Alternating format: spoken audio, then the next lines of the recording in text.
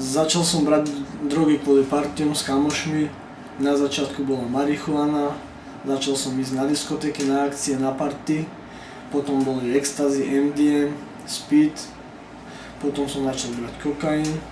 A nakoniec som bol tak zvedavý, že som zobral aj heroín. Prvýkrát bol to taký zážitok, že sa nedá ani vysvetliť ľuďom, ktorí to nebrali nikdy. Aj druhýkrát, aj tretí, aj štvrtý. A nakoniec bol týždeň, dva. A potom bola to závislosť, bez toho sa nedalo vôbec žiť. Tak som bral roky, 1 rok, 2, 3, 4, 5. Nakoniec som dosiahol samé dno, stratil som dobrých kamošov, rozčulil som rodinu, všetci okolo mňa boli nešťastní a ja som si nevedel nijak pomôcť, vôbec nijak. Tak chcel som sa liečiť, aj domácu liečbu som vyskúšal, ale to zbytočne, to všetko zbytočne bolo. By som išiel vonku na ulici a by som zobral znovu a znovu. A točil som sa okolo celý čas, nič som nedosiahol. Potreboval som pomoc, tak som sa išiel liečiť v klinici Vorobiev. A tam som bol 2 týždne, program bol. Najprv bola detoxikácia, potom bola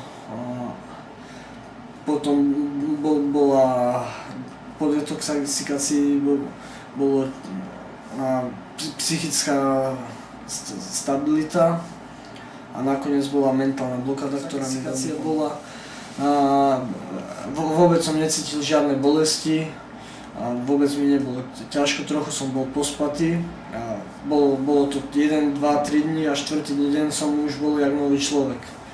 Cítil som sa oveľa lepšie, som nebol pospatý a som mohol komunikovať a videl som, že sa dá aj bez toho heroína žiť. A teraz som už čistý 3 mesiace, mám implant v sebe, ktorý je moja najväčšia zbraň proti heroínu. A môžem povedať, že teraz žijem úplne normálny život, že sa teším životu každej sekundy a že som spokojný z toho, čo som dosiahol. Teším sa každej nové veci a chcem vyskúšať nové a nové veci a sú šťastní všetky okolo mňa. Konec.